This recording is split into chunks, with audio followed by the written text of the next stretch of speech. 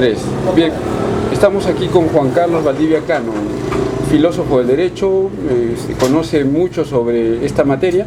Queremos hacerle algunas preguntas rápidas respecto a su experiencia y trayectoria académica, profesional, y respecto a qué personajes, autores, juristas han interferido o se han interiorizado en él para formar sus ideas.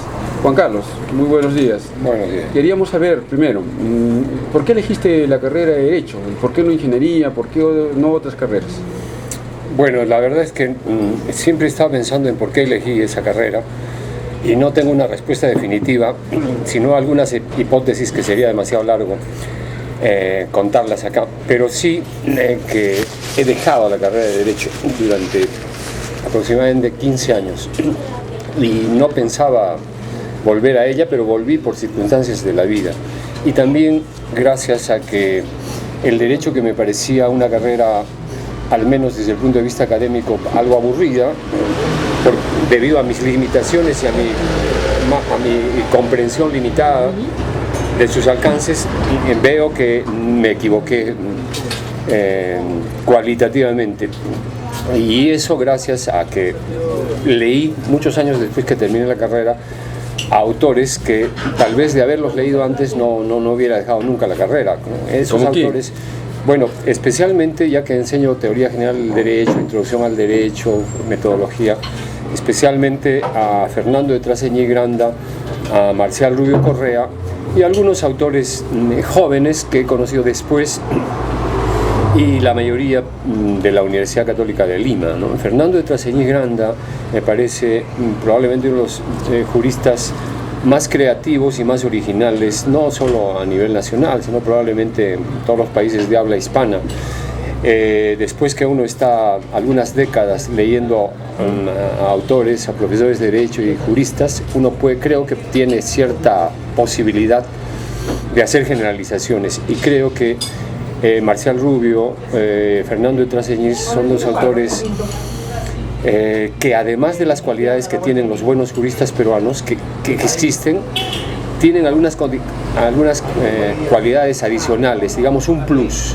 Ese plus creo que se da en la originalidad, en el punto de vista, y también en la enorme capacidad pedagógica para transmitir sus conocimientos de derecho por escrito y oralmente, ¿no? Marcial Rubio, por ejemplo, es una persona que puede escribir temas civiles o temas constitucionales o temas de teoría general del derecho, y siempre lleva de la mano al lector, de tal manera que sus libros, como los de Fernando de Traseñí, están al alcance, me parece, de personas que son legos en derecho, que no conocen derecho o que simplemente están fuera del derecho. Dime, dice, de los libros de Fernando de Traseñí, ¿cuál es el que tú elegirías y por qué?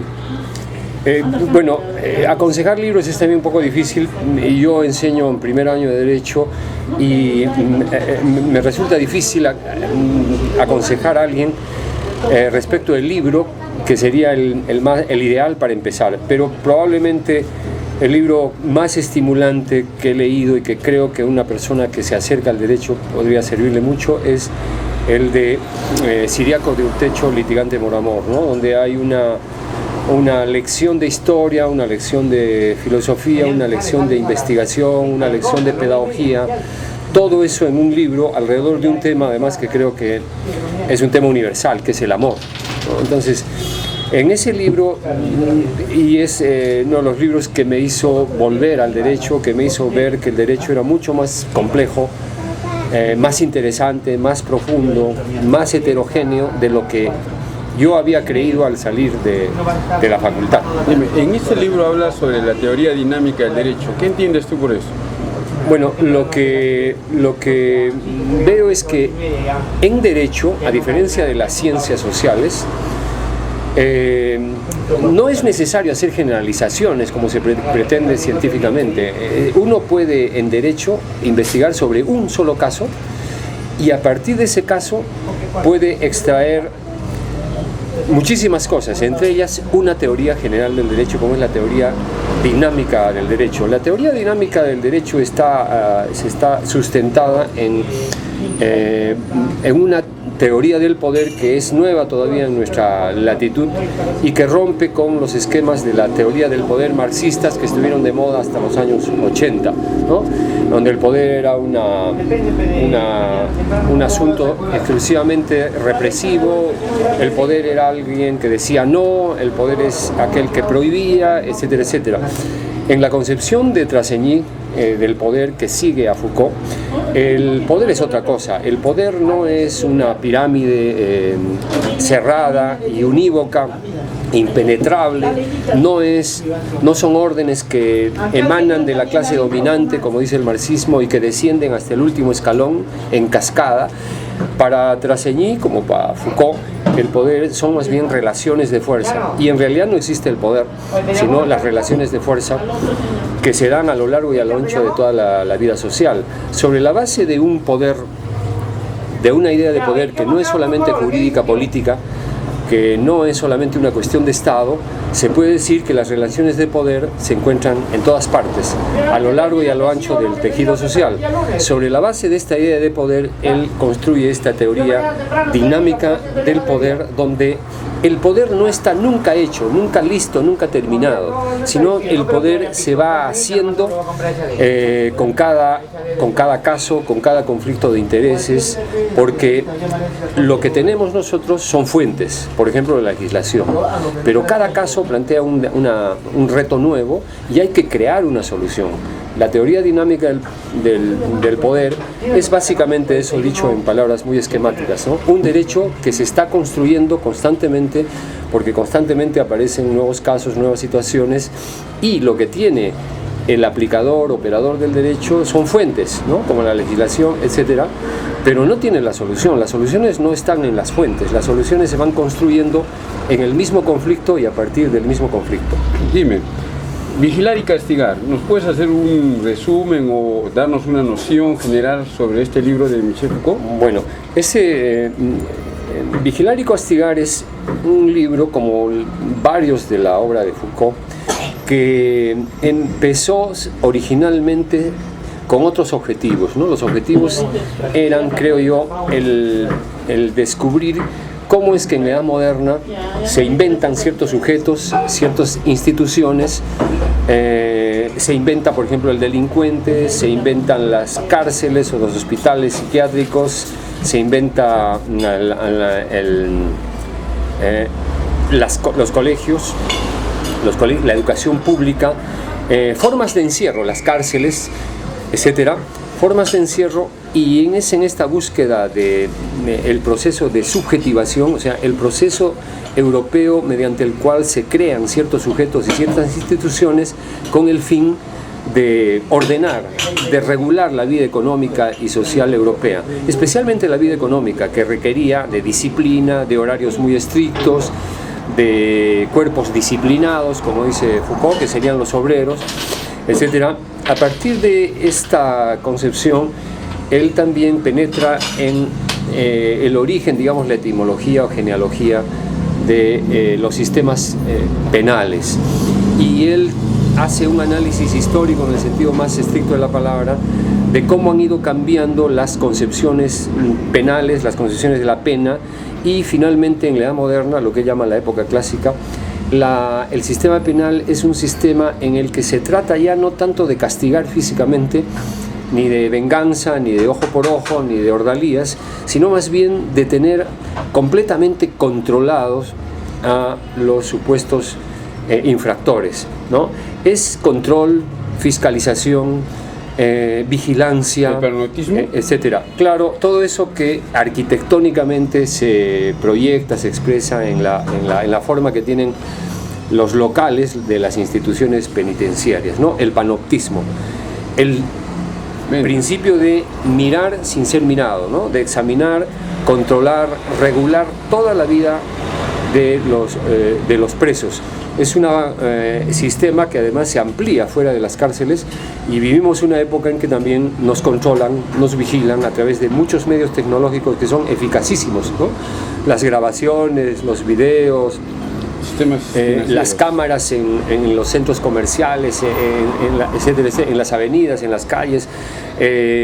Nos habla también de la extensión de las ideas de Foucault que se podrían aplicar ya no solamente a los interiores de los lugares de reclusión, sino también a toda la sociedad moderna. Está bien eso que todos el Estado nos esté controlando, porque también a través de los sistemas financieros hay ese control.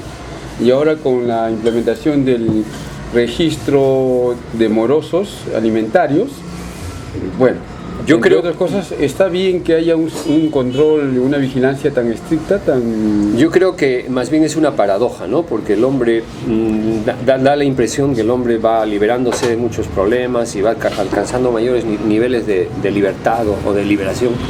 Pero sin embargo, la modernidad, la posmodernidad también son tan contradictorias como todas las épocas humanas, ¿no? Porque estos mayores niveles de vigilancia, de control sobre el sujeto, sobre los individuos, sobre sus errores también. Claro, yo creo que puede terminar en una experiencia infernal, terrible, pero sorda, ¿no? Silenciosa, como ha ocurrido en otros medios, en otras épocas, en otros lugares, pero de manera escandalosa, como en los totalitarismos nazi o soviéticos. Pero creo el sistema no funciona en Suiza, por ejemplo, en países que la vigilancia es mucho mayor. Por eso es que yo creo que esa vigilancia tiene alguna justificación y alguna explicación. Se necesita un cierto control, un cierto orden. Pero cuando eso se va convirtiendo en una monstruosidad, creo que hay que discutir los límites. ¿No? Hay que ver hasta dónde se acepta y hasta dónde es posible, ¿no? Porque puede llegar un momento en que la sociedad termine completamente controlada y ya no por seres humanos, ¿no? Sino simplemente por máquinas o personajes que monitorean estas máquinas y que puede ser peor que la enfermedad, ¿no? Dime, tú has estado en prisión y alguna vez dijiste que estando allí, o me parece que dijiste, te sentías más libre. ¿Cómo es tu experiencia al respecto? Precisamente, bueno, lo decía con un poco de ironía, no habría que tomarse quizás la cosa tan estricta. Lo que pasa que en la cárcel tienes muy pocas cosas que hacer.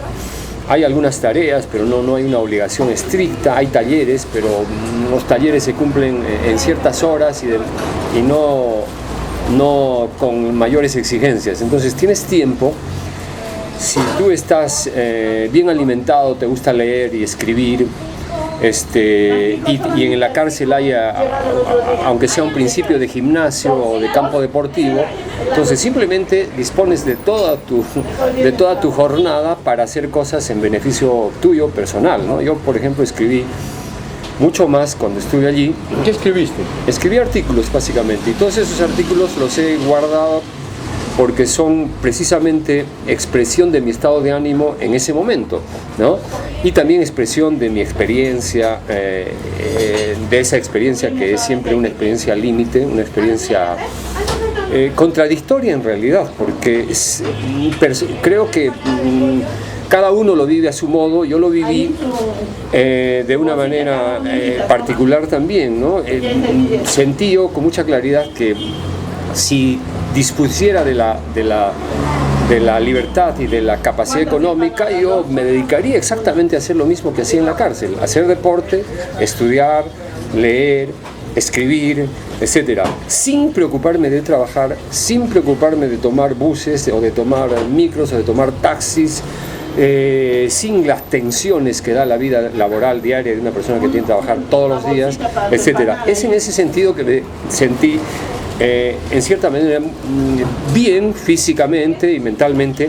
¿Y no tenías miedo de estar allí, de que te hicieran algo? ¿No había...? No, porque yo he estado en Arequipa, en Socabaya, y la verdad es que no sé cómo serán los demás centros penitenciarios, pero en Socabaya creo que las cosas, no significa que sea el paraíso, pero las cosas funcionan bien. No hubo ninguna experiencia, digamos, negativa de ese tipo, ¿no? Agresión de algún tipo. Más bien las experiencias que he tenido adentro han sido enormemente aleccionadoras y positivas.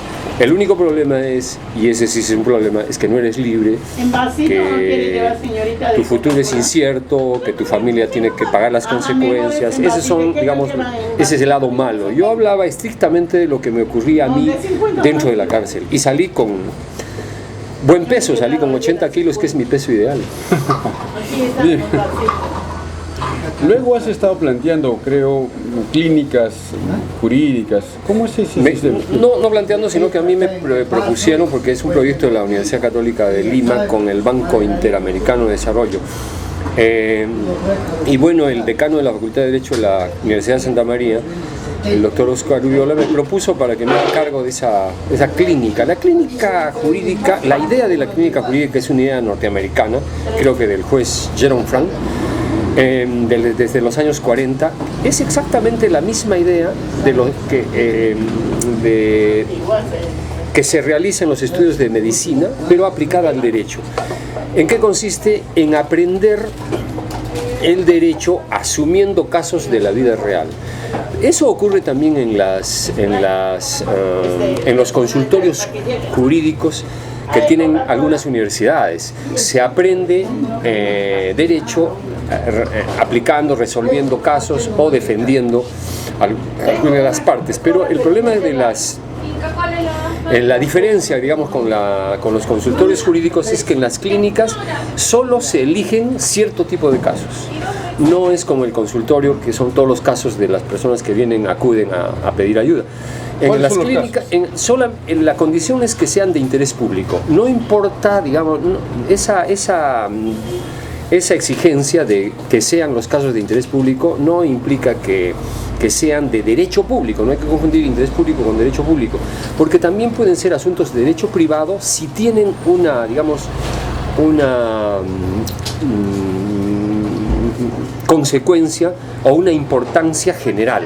Por ejemplo, un caso de asunto privado puede ser un juicio de alimentos, pero el juicio de alimentos, si uno de los implicados o el denunciado en el juicio de alimentos es la Foquita Farfán, por ejemplo, entonces ese caso va a estar en oídos de todo el Perú, al menos de toda la gente que lee Ajá o la gente que lee el Popular, ¿no? Entonces, ese caso, con ser privado, tiene un interés público, porque en la medida en que la gente está pendiente de lo que le vaya a pasar a Foquita y cuánto va a pasar de alimentos y por qué y etcétera, y de hecho fue un problema, no se sabía cuánto podía pagar de alimentos una persona que en ese momento ganaba $60,000, ¿no? La mitad serían $30,000, ¿no?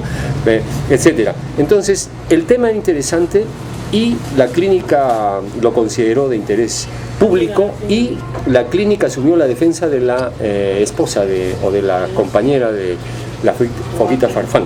Entonces, la otra diferencia con el consultorio jurídico es que en la clínica tienes que estudiar y tienes que discutir el caso.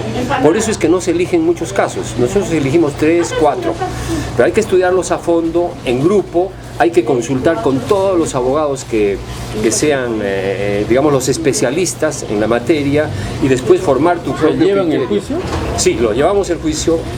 Puede ser también asunto administrativo, por ejemplo, la contaminación en Camaná, en Ocoña, ¿no? Por la instalación de una planta de pescado, ¿no? Ese es un problema de interés. ¿Presentas escritos, le haces el seguimiento? Si puedes, te presentas como parte. Si puedes, hablas con los perjudicados y les ofreces tu asesoría, que siempre la aceptan, ¿no? Porque ¿quién no va a querer tener una asesoría gratis? Entonces, como sea, tienes que involucrarte.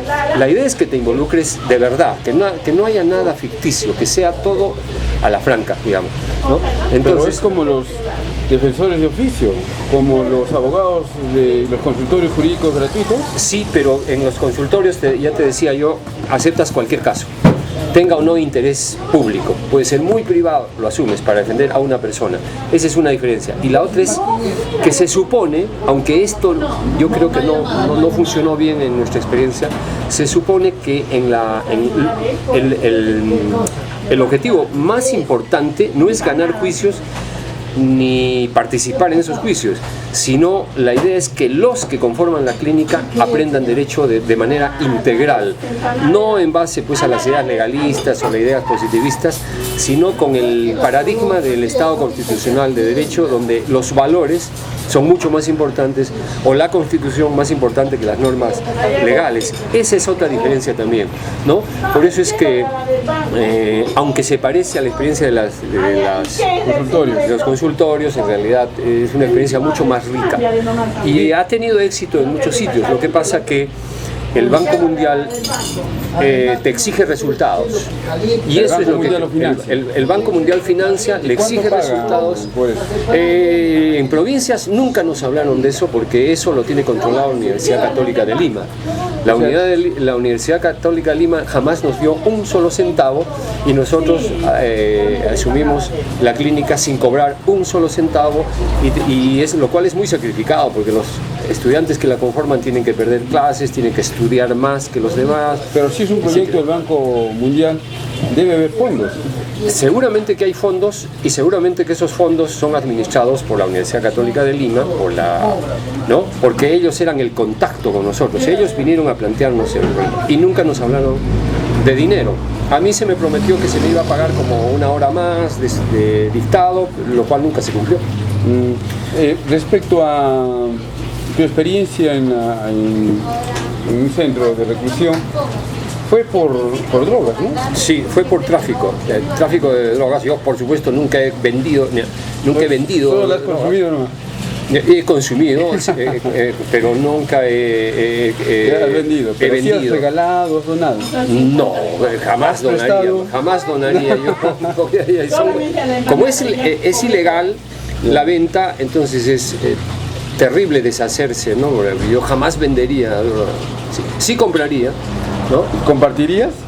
No, yo francamente he compartido, pero me ha dolido mucho. Es como compartir dinero, claro. O peor, porque el dinero lo puedes conseguir, pero si es algo ilegal es mucho más difícil conseguir, y el producto es pésimo, ¿no? Me dicen que fue debido a problemas políticos, nunca sé la razón por la cual me estuvieron filmando y persiguiendo, etcétera. Dime, lo traigo a colación porque un autor que tú presentaste, Alfredo de Amat, que murió, escribió pues sobre la despenalización de las drogas, ¿no? Y Luis Pázara hace un prólogo muy interesante, bien armado, bien fundamentado, sobre la despenalización. ¿Nos puedes explicar algo sobre esta introducción que hizo, prólogo que hizo Luis Pázara, y sobre la historia de Pázara? Bueno, si nos creemos en serio la Constitución, y la Constitución garantiza el derecho a la libertad, yo creo que no hay nadie que te puede prohibir si tomas Pepsi Cola, o si tomas Coca-Cola, o si comes mayonesa, o si comes chicharrón, aunque haga daño, ¿no? Pero no es la prohibición, o sea, la prohibición no es de consumo. Teóricamente no hay prohibición para el que consume, pero yo estuve en la cárcel por consumir, no estuve por vender.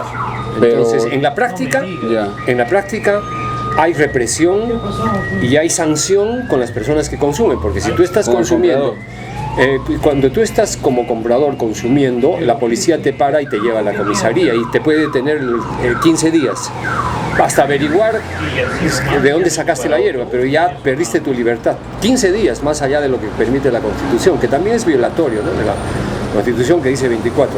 Entonces, es una hipocresía, porque en realidad no pueden decir que el consumo es libre si están prohibiendo la venta. Entonces, los que quieren consumir, ¿qué hacen? Tienen que comprarla, pero si la compran están ya estableciendo una relación comercial de tráfico, entonces están delinquiendo.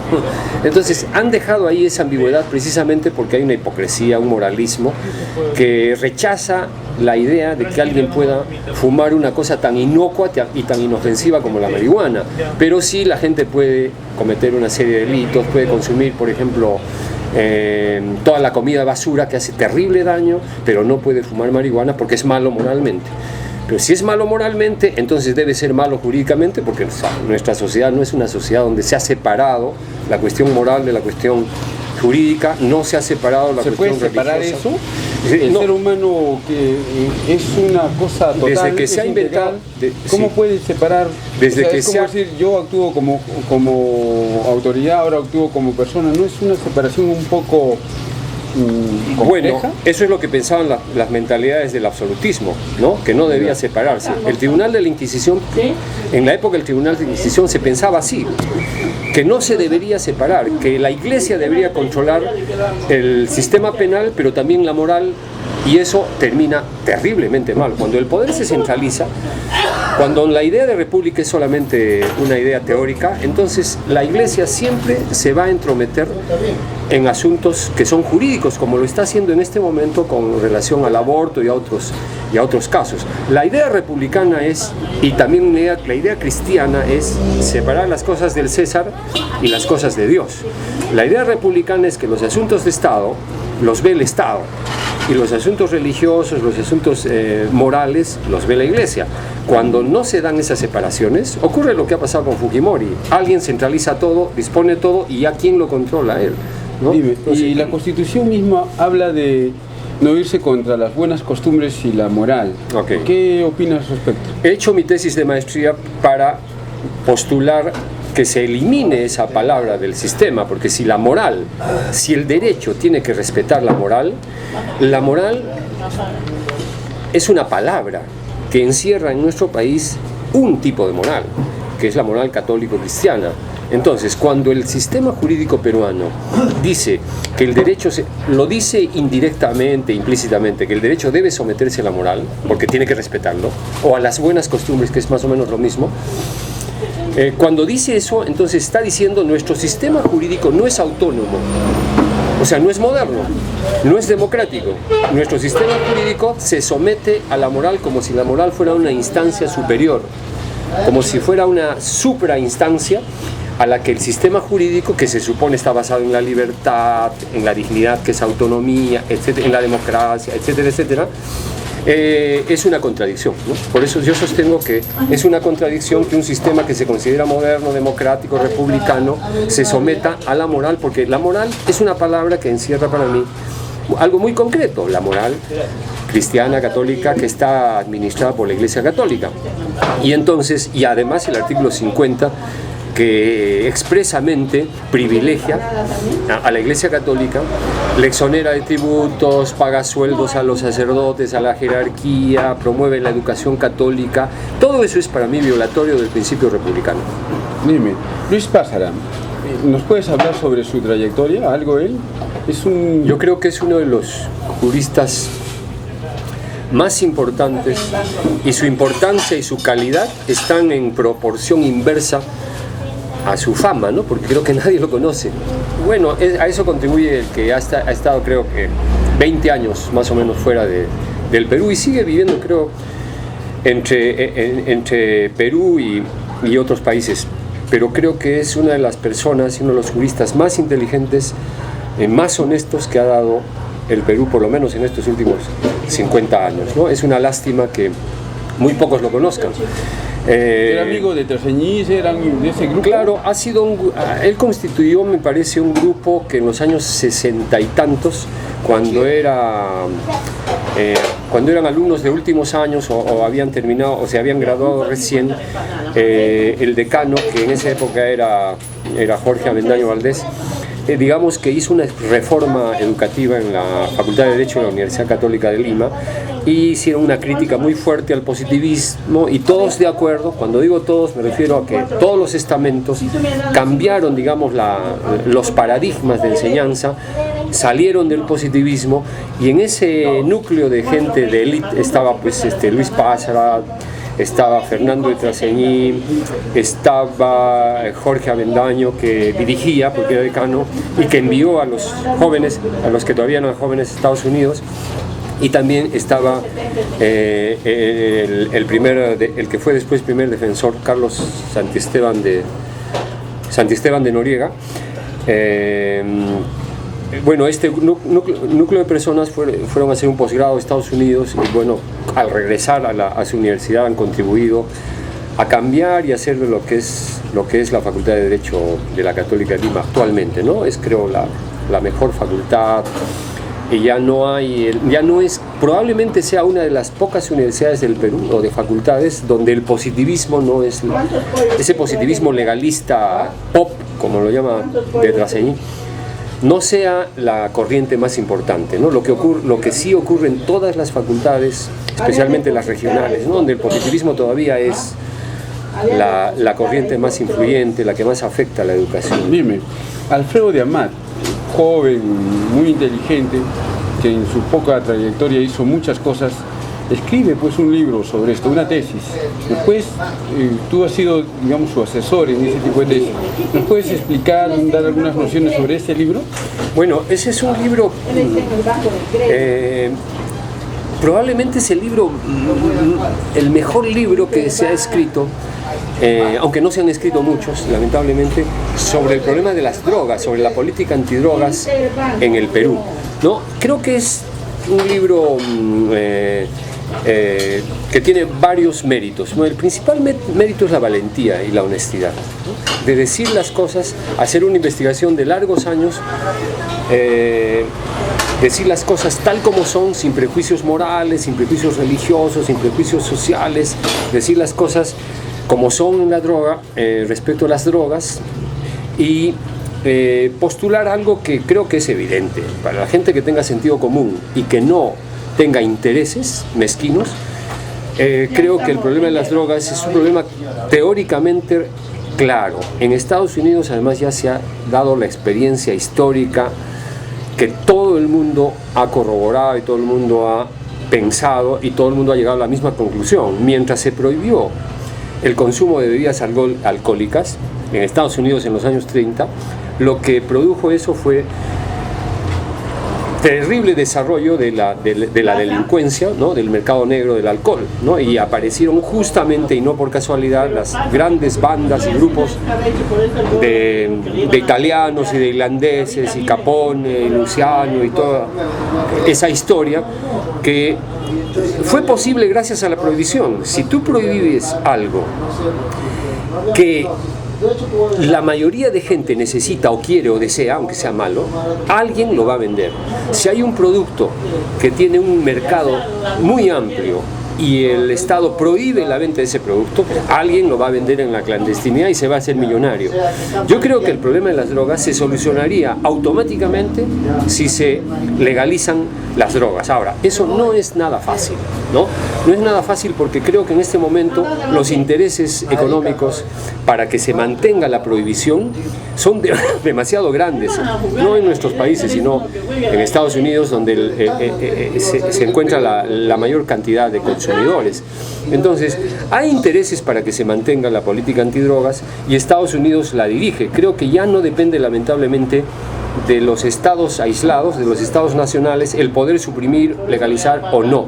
Tendría que ser un acuerdo internacional, tendría que ser una campaña internacional, tendría que lucharse con los intereses sobre todo norteamericanos o de los que dirigen la venta de drogas en los Estados Unidos, ¿no? Porque ellos son los primeros interesados en que jamás se legalice. El día que se legalice la marihuana, por ejemplo, ya no vamos a tener necesidad de los traficantes. Vamos a comprarla en las farmacias, como ocurre en Holanda o en España. Vamos a comprar en cientos sitios, se va a garantizar la calidad, el precio, etcétera. No, todo es ventaja si se legaliza, pero la gente dice, no, porque si se legaliza van a consumir más. Yo le pregunto, ¿se puede hacer una encuesta con las personas que nunca han consumido drogas y preguntarles si ellas comenzarían a esnifiar cocaína el día que se legalice la cocaína, ¿no? Y vamos a ver que probablemente no aumente, o quizás sí, pero el daño va a ser infinitamente menor a lo que está ocurriendo ahora, porque el problema de las drogas no es que se consuma o no, sino el narcotráfico, ¿no? El narcotráfico es para mí el peligro. Dime, ¿sabes algo respecto al lavado de activos en los delitos de lavado de dólares? Sí sé que Juanita del Carpio, doctora en Derecho en la Universidad de Sevilla, en la Universidad Pablo de Olavide, ha hecho su tesis precisamente sobre el lavado de dólares y tiene 1000 páginas y te puedo dar el correo de Juanita, ¿no? Bueno, es la forma utilizada a nivel mundial para legalizar la situación de todos los pillos que se dedican al narcotráfico y a otros menesteres. Luis Díaz Picasso, sus obras, ¿qué te parece? Bueno, sí, admiro mucho a Luis Díaz Picasso, y cuando he hablado, he mencionado solamente a Fernando de Trasseñí, he mencionado solo a Marcial Rubio Correa, no significa que sean los únicos juristas que admiro. Yo podría citar unos 10 o 15. Cítalos, por favor. Bueno, Luis Díaz Picasso está precisamente entre esos. Norberto Bobbio. Lo que pasa es que estaba pensando cuando te respondía solamente en el Perú, ¿no? Pero hay juristas, por supuesto, que podrían constituir el Dream Team de los mejores juristas del siglo XX. Tendría que estar, por supuesto, Hans Kelsen, Norberto Bobbio, Luis Díaz Picasso, Zaffaroni, etc. Pero en el Perú también hay juristas brillantes que seguramente ocuparán los lugares que ocupan ahora los mejores, los viejos, como Alfredo Bullard, por ejemplo, ¿no? Gente de su promoción. También Reiser León. Reiser León. Sí, Hernando Nieto es un profesor de la Universidad Católica de Lima que es civilista, pero es el nuevo tipo de jurista posmoderno, un hombre muy culto, muy preparado en literatura, tiene textos donde liga derecho, literatura, no tiene miedo de salirse del tema jurídico y vincularlo con temas que son, digamos, poco típicos, ¿no? Aparte de que su prosa y su redacción son excelentes, como debe ser pues en todo buen jurista. Fernando Nieto.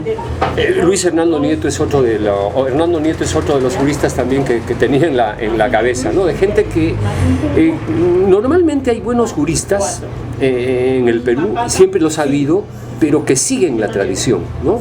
Que agregan cosas, renuevan algo, no se puede decir que repitan, no se puede decir que sean repetidores, pero que no se destacan precisamente por su originalidad, por su novedad, etc.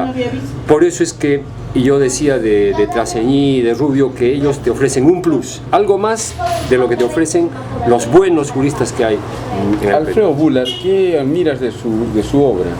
Admiro a la gente radical, pero la palabra radical para mí no tiene un sentido peyorativo, ¿no? Radical no significa ser terrorista o no es un sinónimo de eso. Radical es la persona que no tiene temor de llegar al fondo de las cosas, y creo que Alfredo Bullard es una persona de ese tipo, ¿no? La persona que es radical necesariamente termina diciendo algo propio, ¿no? Siempre va a construir una palabra propia, y la originalidad brota también de la redacción, de los temas que elige, de la manera como lo hace, etcétera, etcétera, ¿no? Es un conjunto de características que yo creo que siempre admiraré. Alfredo Bullard tiene algo que también tienen los buenos juristas. Son buenos pedagogos, ¿no? Escriben libros para la gente que no está preparada en derecho. Aunque lo lean estudiantes de derecho o abogados, sus libros creo que están al alcance de personas que están interesadas en derecho sin haber ingresado jamás a la facultad. Su idea sobre el análisis económico de derecho de Alfredo Bullard, yo creo que ha sido un aporte. Ahora, ha habido críticas, algunas justas y algunas menos justas, porque toda nueva corriente, y esa es una nueva corriente, tiene discípulos, y los discípulos a veces tienden a restringir o a sobrevalorar esas nuevas ideas y a considerarlas de manera exclusiva y excluyente. Cuando hacen eso pueden caer en el discipulaje, pueden caer en la repetición, en la imitación y también en el dogmatismo, que es lo peor. Pero lo que a mí me parece interesante en una corriente como esa, y no ha habido muchas en estos últimos años, así tan novedosas, tan originales, tan discutidas, es que ayuda a entender el derecho, a practicar el derecho, a aplicar el derecho, aunque no sea por sí sola suficiente, ¿no? Dime, ¿qué te parece la obra de César San Martín Castro? Lo conozco, pero de articulitos no he leído casi nada. No creo que... Fidel Rojas. Sí. Fidel Rojas. No, tampoco.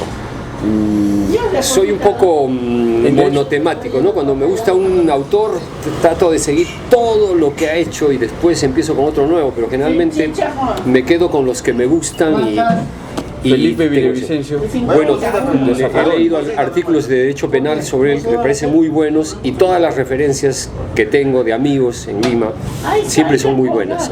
Zaffaroni. Zaffaroni es uno de mis ídolos, y me olvidé de mencionarlo también porque estaba pensando a nivel nacional. Precisamente porque todas las cualidades que encuentro en Traseñí, en Rubio, en los juristas que me agradan especialmente, están en Zaffaroni, sin la menor duda, ¿no? Y el hecho de que yo haya asistido a los cursos de Foucault en Francia, y que Zaffaroni sea un aplicador de esas ideas, un gran aplicador de esas ideas Foucaultianas al derecho penal, hace que mi entusiasmo por su obra sea mayor todavía. Lo admiro muchísimo, como admiro a otros argentinos también. Dime, Michel Foucault, tú acabas de mencionarlo, tú has asistido a sus clases, sí. ¿Cómo era él? ¿Qué notas, características nos puedes decir de él? Bueno, Foucault, estuve 4 años asistiendo a sus conferencias sin faltar hasta el año de 84 en que murió, pues como todos sabemos. Creo que, todo en francés. Sí, claro, él dictaba en el Colegio de Francia. El Colegio de Francia es una institución que no se parece ni a un colegio ni a una universidad, porque es una especie de suprainstitución académica, la más alta institución académica en Francia. Allí cada profesor da una clase semanal, o sea, una conferencia que dura de 9 a 12 más o menos, y Foucault dictaba sus cursos allí en el Colegio de Francia. Era director de estudios, o sea, él seleccionaba a los profesores, y bueno, lo simpático de Foucault es que como expositor era mucho más profesor que jurista, ¿no? Era mucho más pedagógico, mucho más sencillo, más claro que en sus libros. Sus libros indudablemente no son tan simples, hay que prepararse un poco para leerlos con facilidad. Él personalmente era un sujeto muy agradable, ¿no? ¿Qué anécdota conoces de él? Bueno, la única es que yo siempre llegaba temprano a sus clases, pero algún día llegué tarde, por no sé por qué razones, cuando ya estaba lleno el auditorio, y él llegaba también, y yo coincidí con él, entonces tiene un trato muy, yo diría, excesivamente bondadoso, cariñoso. No sé si eso tiene que ver su situación gay, ¿no? Y que probablemente le gustaban él lo dijo además, ¿no? Le gustaban los jóvenes que venían de otros países, etcétera, ¿no? Era una persona sumamente amable, en contraste con su amigo Deleuze, ¿no? Que era un tipo hosco, un tipo de pocos amigos, un tipo que no tenía ningún interés en ser amable, y sin embargo era tan admirable como Foucault. Pero en alguna de sus experiencias, ¿les has conocido alguna pareja a Michel Foucault? No, porque él hacía una vida muy discreta en París, ¿no? Muy discreta. Creo que cuando... ¿En París se sanciona moralmente demasiado la homosexualidad? Aunque creo que hay la idea de que Europa y Francia especialmente es muy liberal, eso no es tan cierto, ¿no? Porque hay que tener en cuenta su pasado histórico absolutista, igual que en Alemania. El holandés, por ejemplo, es mucho más democrático y más llano y más horizontal que el francés, que el alemán, etc. Entonces, en medio de las apariencias hay, pues, como en toda sociedad humana, prejuicios y morales. Por ejemplo, cuando murió, no publicaron cuál fue la razón de su muerte, y solo un año después el diario Liberación denunció la hipocresía, ¿no? De haber cambiado haber informado mal respecto a la razón de su muerte. Él murió de SIDA, y probablemente por su vida sexual, ¿no? Debido a su vida sexual. Él además hacía su vida loca, digamos, en California y a veces en Brasil. Siempre viajaba a California y parece que tenía ahí mucha más libertad, y él se sentía mucho mejor que en París, porque en París, que yo sepa, él era monógamo, ¿no? Tenía su compañero con el que se dice que vivió 20 años hasta el día de su muerte, una relación estable, etcétera, etcétera. Por eso es que el diario Liberación hizo bien, me parece, en denunciar la hipocresía de todos los medios de información de París, que dijeron que se había muerto de una enfermedad cerebral y no sé qué, cuando lo que era simplemente SIDA.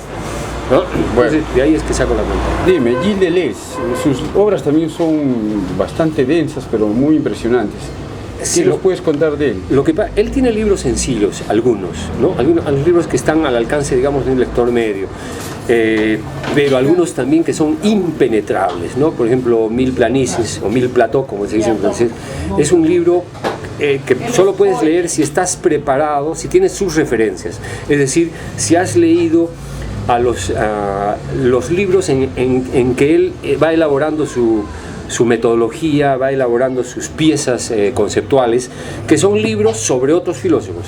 Entonces, para leer a Deleuze ciertamente hay que estar preparado, tener referencias, pero hay que tener en cuenta que esas dificultades en su lectura no se deben a que él escriba en difícil por arbitrariedad o por hacerse al interesante, ¿no? Cosa que sería absurda.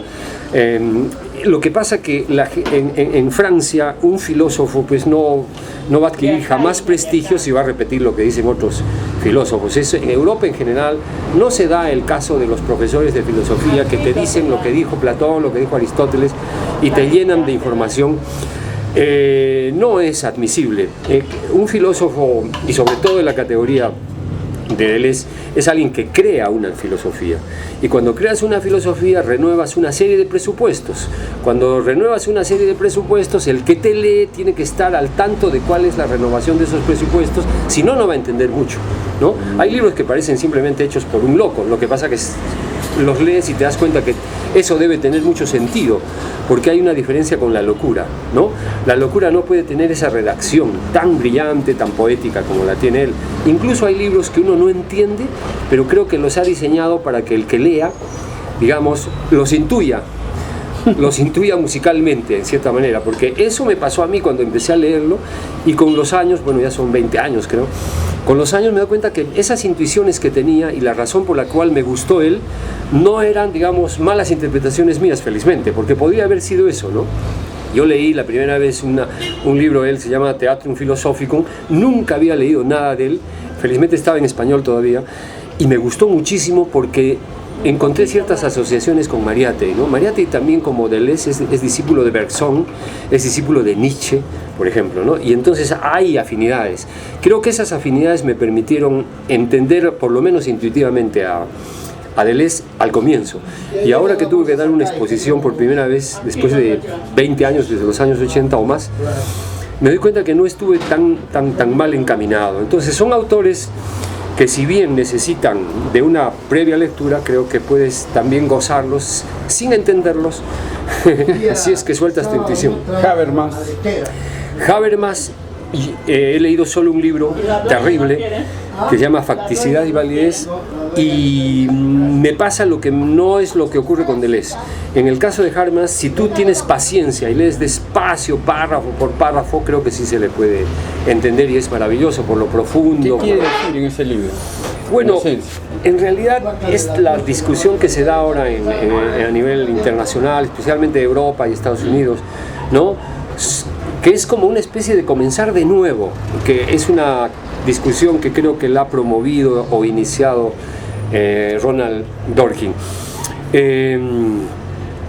Después de la, digamos, caída del positivismo en los años 20, al comienzo del siglo, ¿no? Y después del segundo golpe que ha recibido a nivel internacional el positivismo, después de la Segunda Guerra, cuando se juzgaron a los nazis, se ha replanteado el problema del justnaturalismo, ¿no? O se ha replanteado el problema del papel de los principios generales de derecho o de las constituciones. Entonces, en ese contexto, creo que el aporte de Habermas es el de buscar un nuevo sustento al derecho que no sea justnaturalista, que no sea positivista, y él encuentra en eso, en la forma de consenso, ¿no? Va a ser jurídico y va a ser legítimo algo que sea razonable y discutido, porque no hay manera de fundamentar el derecho de manera absoluta, ¿no? Siempre en el derecho moderno va a haber ese problema, y en el derecho posmoderno, que no va a haber una posibilidad. Yo creo que están eliminadas todas las posibilidades de poder fundamentar el derecho como en la etapa previa, cuando se fundamentaba en idea religiosa, en idea de Dios. Actualmente la discusión es tan importante y tan fuerte y no se ponen de acuerdo, los 12 mejores juristas, digamos, de moda en el mundo, no se ponen de acuerdo precisamente porque ese ha sido el problema del derecho desde el Renacimiento. Una vez que Dios ha sido expulsado como fundamento de derecho, lo único que tenemos los seres humanos son nuestras opiniones, nuestra razón, pero como eso difiere, entonces ¿cómo hacemos para crear un fundamento sólido? Bueno, ahí el aporte de Habermas, que yo estoy resumiendo en solo 2 ideas. Dworkin.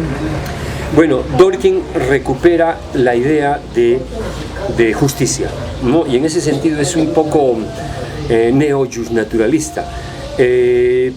Pero él cree que se puede fundar la justicia razonablemente, racionalmente, pero a partir de una idea que me parece para mí inaceptable, la recuperación de la moral.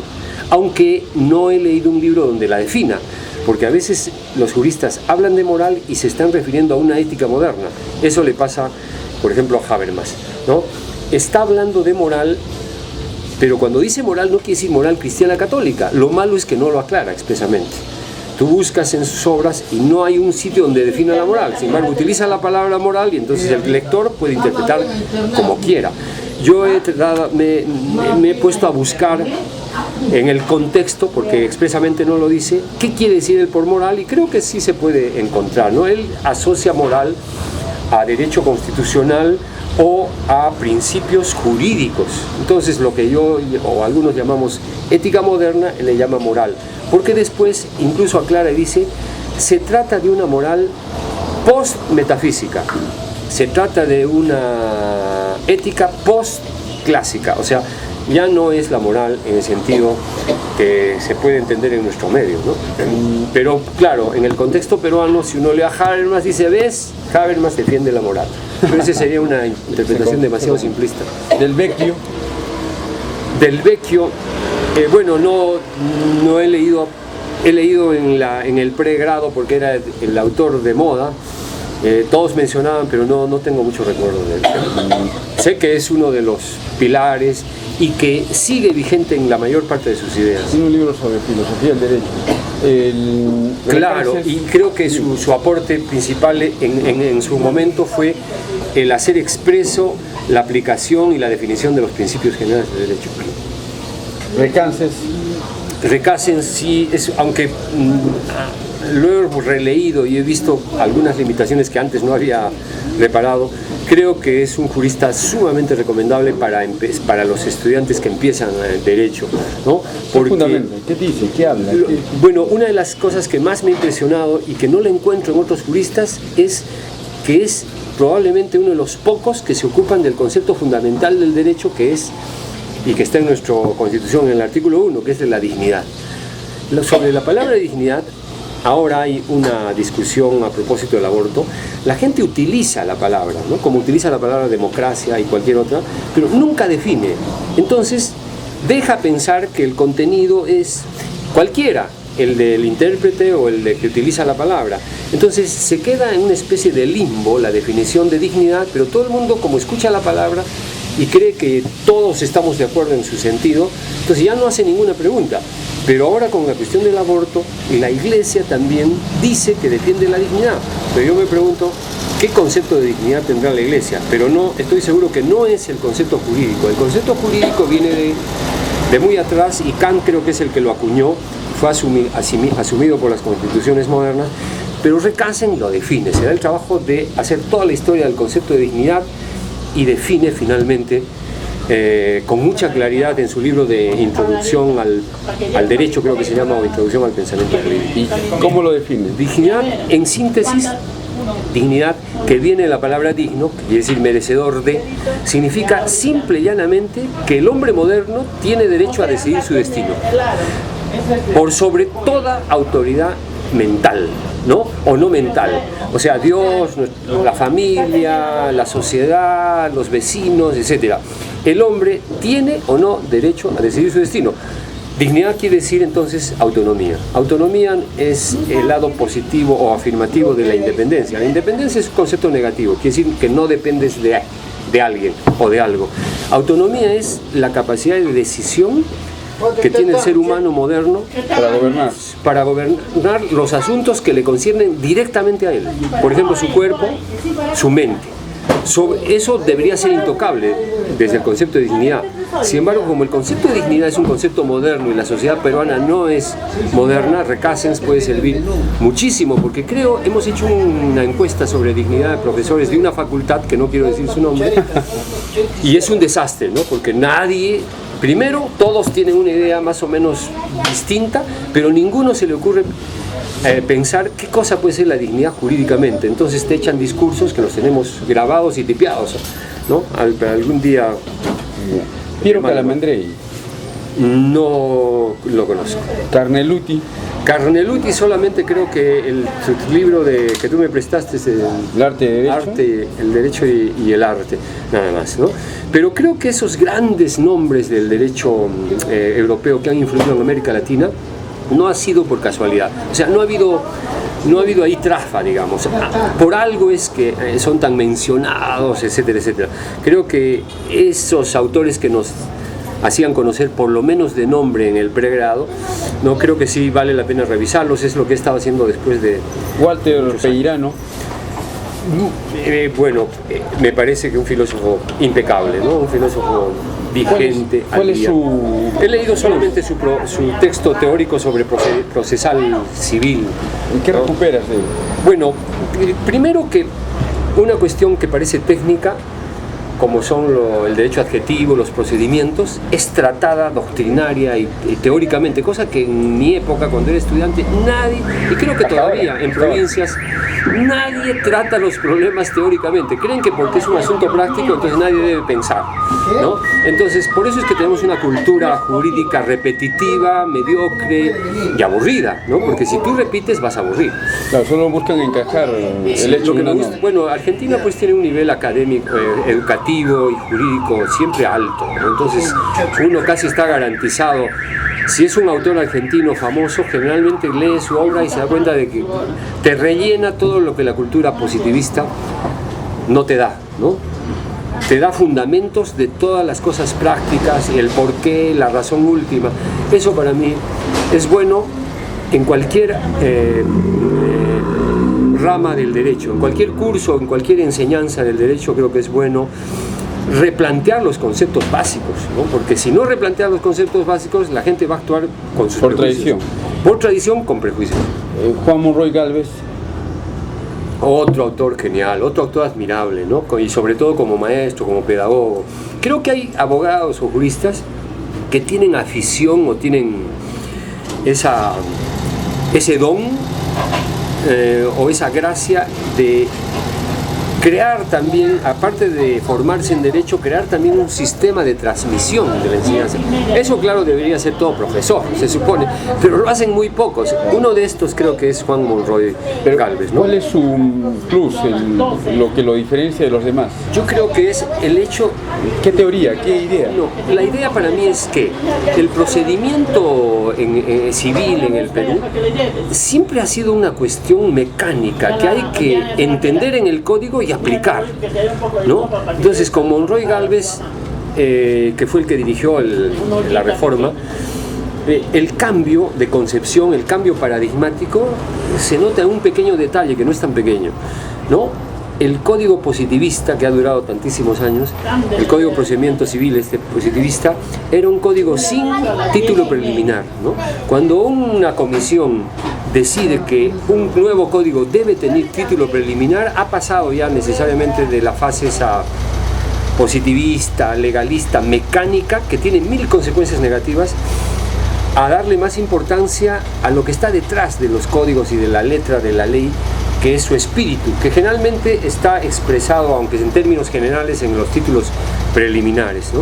Entonces, creo que todo abogado, el más técnico, el más por ejemplo en tributario, ¿no? ¿Quién iba a ocurrirse, a qué jurista o abogado se le podría haber ocurrido hacer un libro de derecho tributario, un texto de tributario, donde haya doctrina y teoría y donde, ¿no? Como acaba de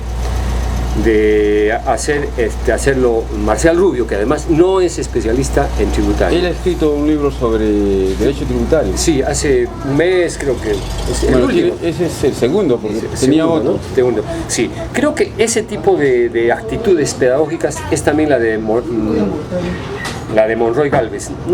Lamentablemente no todo profesor de derecho tiene esa capacidad esquizoide, como le llamaba Deleuze, de ponerse en los zapatos de alguien que está aprendiendo. Es al revés. Generalmente el mal profe de derecho parte del prejuicio que el otro ya lo va a entender. Se dan el lujo de utilizar un montón de terminología técnica a gente que recién está estudiando derecho, que no tiene ni 20 años de edad, que no tiene ninguna experiencia o muy poca experiencia jurídica, y le hablan partiendo del supuesto, del falso supuesto, que ya sabe el lenguaje jurídico, ¿no? Creo que estos grandes juristas son más bien Fernández Cesarego.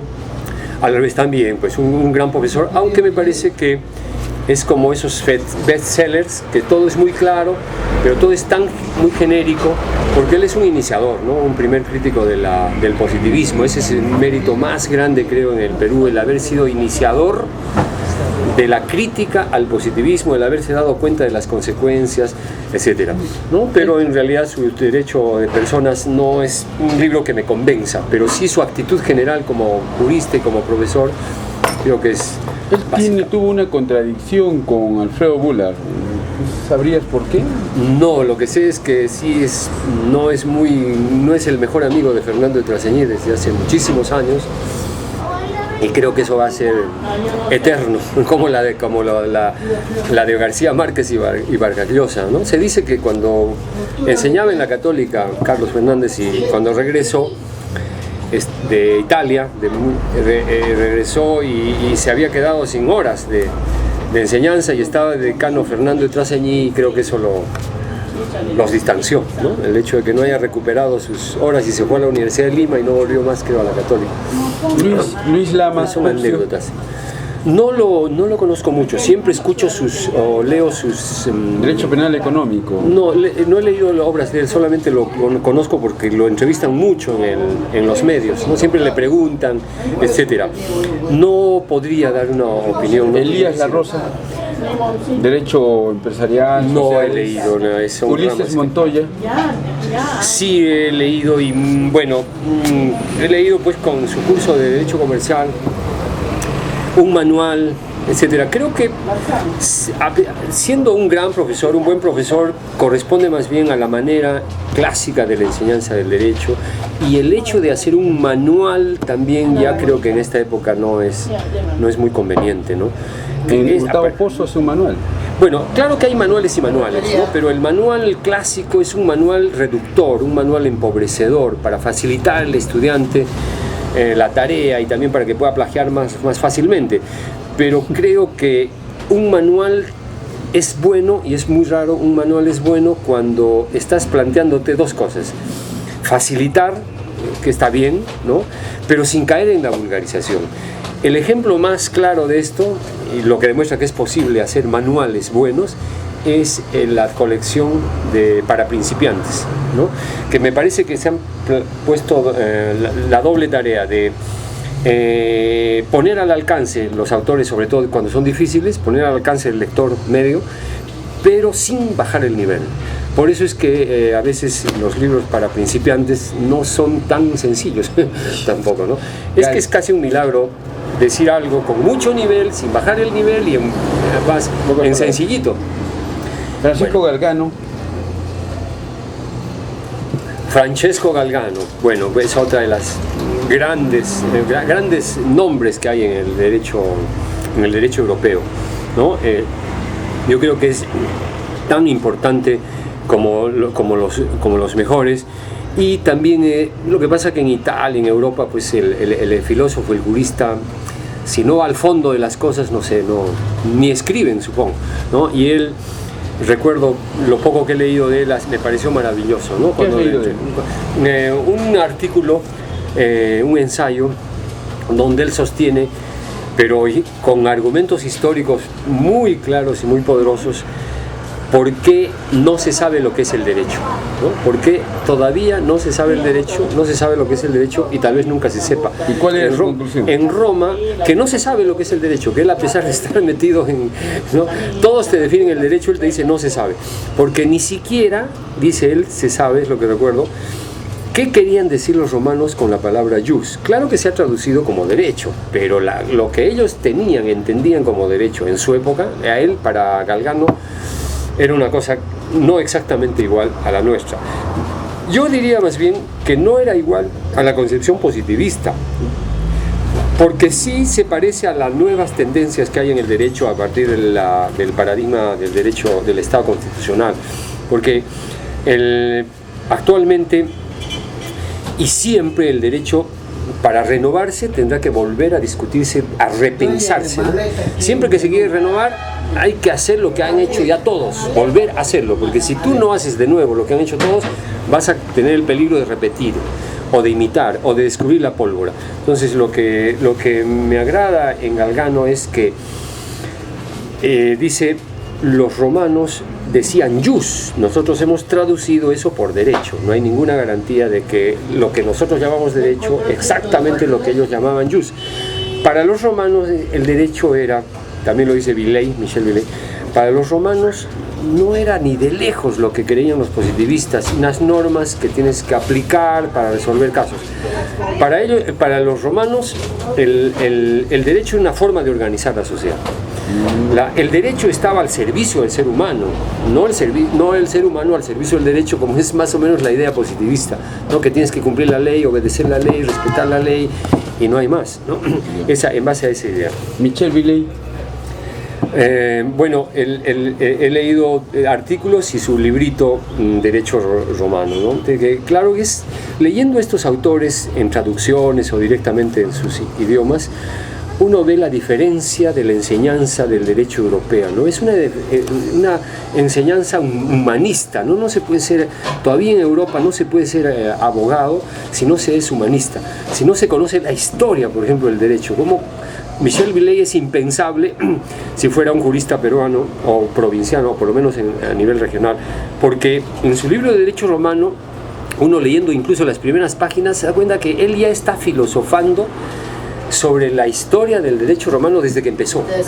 No es el historiador que te cuenta lo que pasó, sino que asume críticamente y en forma muy original lo que era el derecho romano de las primeras épocas. Y solamente con autores como él, uno puede entender muy a fondo las cosas. Por ejemplo, ¿qué fue el derecho romano en un origen?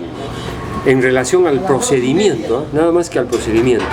¿Qué rol, qué papel jugaba la ceremonia, los ritos en el procedimiento, por ejemplo en la compraventa?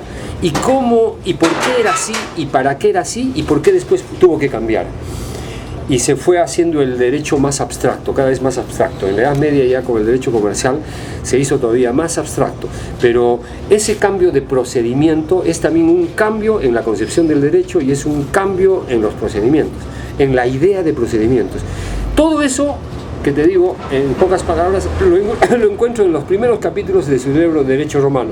Entonces, uno se le ensancha la idea de derecho, porque si uno lee Derecho Romano, uno piensa que va a encontrar historia y punto, ¿no? Entonces, lo que a mí, por eso me parece siempre que Europa será necesario para los hispanoamericanos, es que el europeo es profundo y conecta los problemas con todo lo que tenga relación, se salga o no se salga del derecho. No están como acá, pensando en que esto ya no es derecho, ¿no? Esto ya no tiene que ver conmigo. Incluso filosofía está como excluida de la reflexión jurídica, lo cual es una locura, ¿no? Dime, demasiados abogados, el libro de Piero Calamandrei, ¿lo has leído? No. Pero de hecho ese problema tampoco, por ejemplo, ese problema no se discute a fondo, ¿no? Hay demasiados abogados, ok, hay que ver entonces qué tiene de malo y para quién el que haya demasiados abogados. Yo creo que lo malo es que haya abogados malos, no que haya demasiados abogados. Porque si hubiera demasiados abogados buenos, estoy seguro que serían muy útiles. Por ejemplo, un abogado bueno de repente no ejerce, pero un abogado bueno podría ser un buen profesor, o podría ser un buen empleado, podría ser un buen líder, podría ser muchas cosas, un abogado bueno. Yo creo que la carrera en provincias no tenemos alternativa. En provincias, en las facultades de Derecho, no podemos competir con las mejores universidades en sus propios términos, que es lo que siempre se quiere hacer. Por ejemplo, ¿qué facultad de Derecho provinciana puede competir en Derecho empresarial, ¿no? Eso que se llama empresarial, que cubre varias disciplinas, con la Universidad de Lima? Para competir con la Universidad de Lima tendríamos que tener profesores de la misma calidad de la Universidad de Lima o mejores. ¿Cómo hacemos eso? En provincia, en estas circunstancias actuales, no digo para el futuro, ¿no? Pero en estas circunstancias no es posible. Pero hay algo, y creo que lo ha demostrado la experiencia de Carlos Ramos, en que sí podríamos ganarle. ¿Por qué? Porque ellos también han descuidado la formación humanista, ¿no? A la Universidad de Lima. Las universidades en general en Lima, ¿no? Han descuidado. Entonces el profesional sale muy bueno, pero se va directo a asesorar un banco. Pero ese asesor de banco, ¿qué sabe de lo demás? Y por eso es que creo que gente como Carlos Ramos, que tiene una formación en literatura, una formación humanista, pues tiene mucho éxito. Aquí deberíamos, digamos, hacer una cosa que podría ser volver al pasado, pero volver al pasado razonablemente, que es recuperar la Facultad de Derecho como una facultad humanista, que no se le vea como una especialidad, pero eso implica combatir el positivismo mucho más de lo que se ha hecho y hasta el fondo y la raíz, ¿no? Porque no sé qué futuro tiene un abogado con el nivel cultural y educativo tan bajo, no le veo mucho futuro. Vidal Ramírez es uno de los juristas que siempre lo pongo como ejemplo de lo que a mí no me gusta. Leí cuando era alumno en pregrado, no entendía nada su texto, y ahora que lo releo me doy cuenta que y en esa época me culpaba yo como estudiante, decía yo no entiendo, pero ahora me doy cuenta que es él el que no se expresa bien. Ese es el problema de los manualitos. Es un mal manual. Su libro de derechos reales es un mal manual, porque no le sirve a uno que ya sabe, ¿no? Porque el que ya sabe no lo necesita, pero no le sirve a un joven, a un nuevo, porque no lo entiende. Y ahora me doy cuenta en detalle, tendría que hacer un trabajo especial para, digamos, denunciarlo, ¿no? Cosa que lo que estoy diciendo es un poco bárbaro, un poco duro y un poco brutal, pero lo digo por afán de claridad. No significa que haya que meterlo a la cárcel. ¿En derecho real a quién utilizarías entonces? Creo que, por ejemplo, en derecho real, lo poco que ha hecho, digo poco para su edad, ¿no? Lo poco que ha hecho Jorge Avendaño, ¿vale? No es tan distinto. Cuando uno no sabe nada de una materia y lee a un autor bueno, ahí se da cuenta que es bueno, pues precisamente porque sin saber nada uno comienza a entender y a entender y a entender y a entender. Yo tuve que dictar un curso extraordinariamente de derechos reales porque no tenía escapatoria, y me colgué del texto de Jorge Avendaño, y pues muy bien, ¿no? Porque lo que dice Avendaño son cosas muy simples, muy claras, pero que nadie las ha dicho. Que quizás la gente las supone, pero nadie las ha dicho. Como él sí las dice y las dice claramente. Felipe Osterli. Me da la impresión, pero no, con toda sinceridad no lo he leído, lo he ojeado. Cuando lo he ojeado ya comienzo a sentir algún escosor y ya no sigo, ¿no? Prefiero buscar un autor que sé yo que me va a sacar de la duda con respecto a esos mismos problemas. Creo que hay gente que es muy conservadora como jurista y es conservadora en la vida personal, y hay gente que es conservadora en la vida doméstica, en la vida social, pero no lo es como jurista, ¿no? Entonces y hay otros, como decía también el doctor Fernando de Traseni, me decía también que hay otros que son al revés. En la vida doméstica son muy liberales aparentemente, y cuando escriben te das cuenta de su verdadera concepción, ¿no? Por último, realmente hay muchos autores. Dime, Nietzsche, tu relación con Nietzsche, ¿cómo es que tú te vinculaste a él y cómo llegaste a Nietzsche?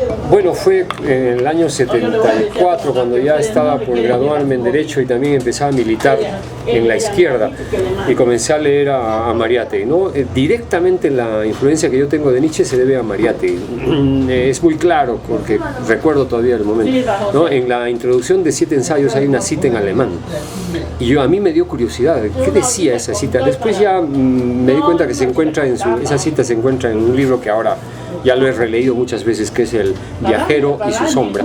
Pero después, en la introducción en español que escribe el mismo Mariátegui, cita 2 veces a Nietzsche, y no es una cita que toque algún tema secundario o anecdótico, ¿no?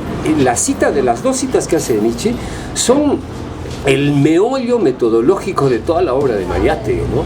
Y entonces, ¿qué dicen esas citas? En esas citas dicen, una dice, poner todas mi sangre en mis ideas, como Nietzsche dice, ¿no? También, siguiendo a Nietzsche, voy a meter toda mi sangre en mis ideas. Eso es una frase, pero traduce toda una concepción, no solamente de la filosofía o de una materia, sino de una concepción de la vida, ¿no? En la que Mariátegui no quiere ser ni un científico imparcial, ni un hombre objetivo, ni nada por el estilo. Ninguna idea racionalista moderna, sino una idea que es nietzscheana, que es la idea vitalista, que ahora la siguen muchos filósofos como Foucault, Deleuze, que también fueron discípulos de Nietzsche.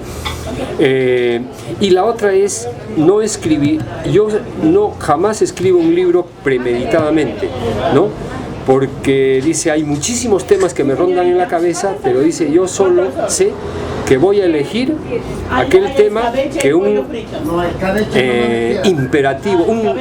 imperativo o un mandato vital me ordene, ¿no? Son ideas de Nietzsche que rompen con la idea racionalista, que todavía es una idea, un prejuicio en nuestro medio académico, intelectual en el Perú. Todavía el mundo académico es racionalista, precisamente por ser positivista, no solo en Derecho, sino en las demás facultades.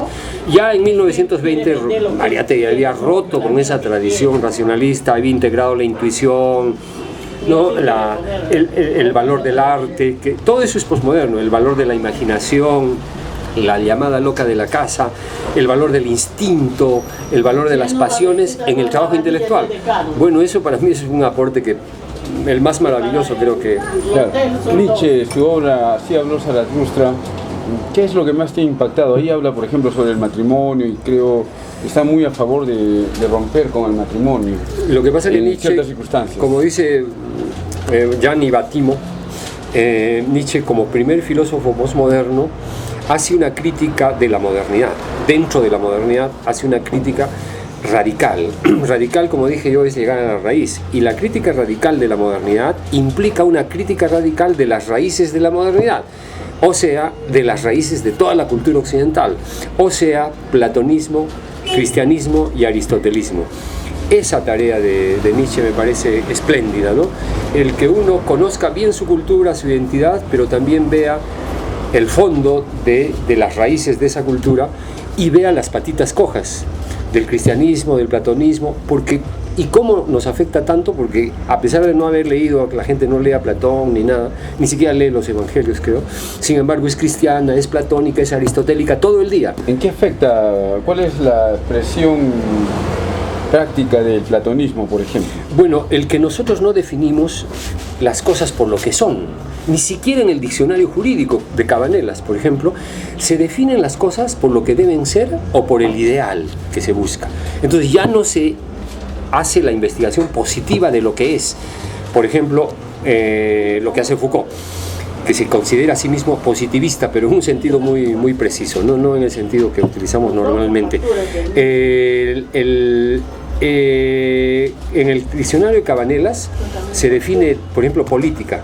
¿Como qué? Como el arte de gobernar buscando o dando normas y haciéndolas cumplir con fines de organización social, por ejemplo, ¿no? Esa definición es platónica porque define la política no por lo que es realmente, que todos sabemos cómo es, y que es, define la política por lo que debería ser. Y cuando yo he hecho una encuesta sobre el amor con los estudiantes, hacen lo mismo. Pero ahí no dice arte o alarde de gobernar. Y el que, bueno, no sé qué decir alarde no está diciendo no, arte dice, arte de gobernar. Arte de gobernar. Entonces está bien, pues sí, debería ser un arte. Los políticos deberían ser artistas cuando gobiernan, pero no están bien lejos.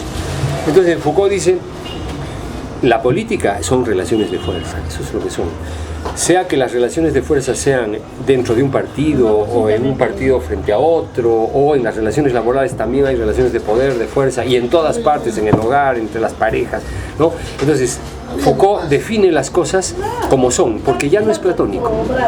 O no cae en moralismos porque ya no es cristiano. Ya no confunde derecho moral porque gracias a esa tradición nietzscheana ya no hay esas confusiones.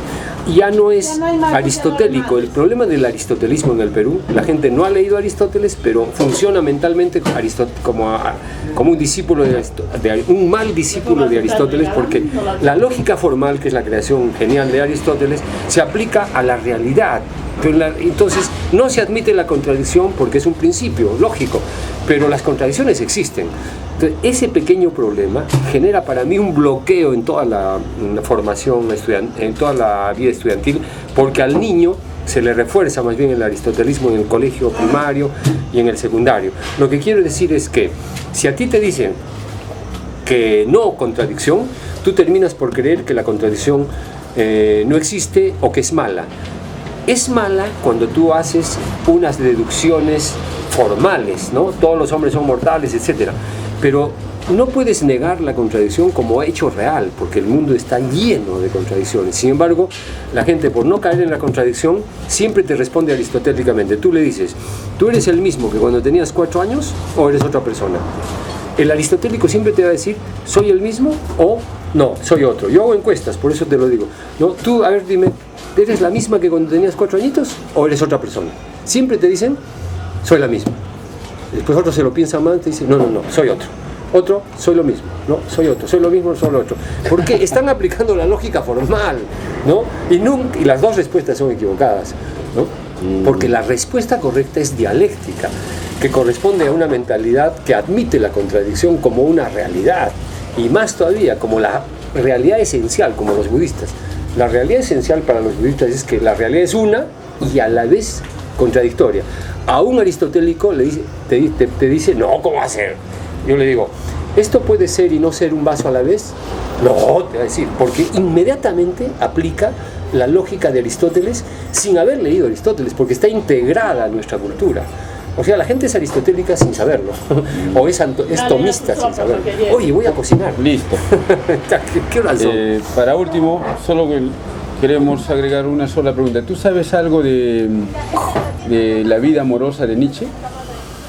Bueno, lo único que sé, y no sé si se sabe más, es que alguna vez lo llevaron al burdel de joven, y fue la única.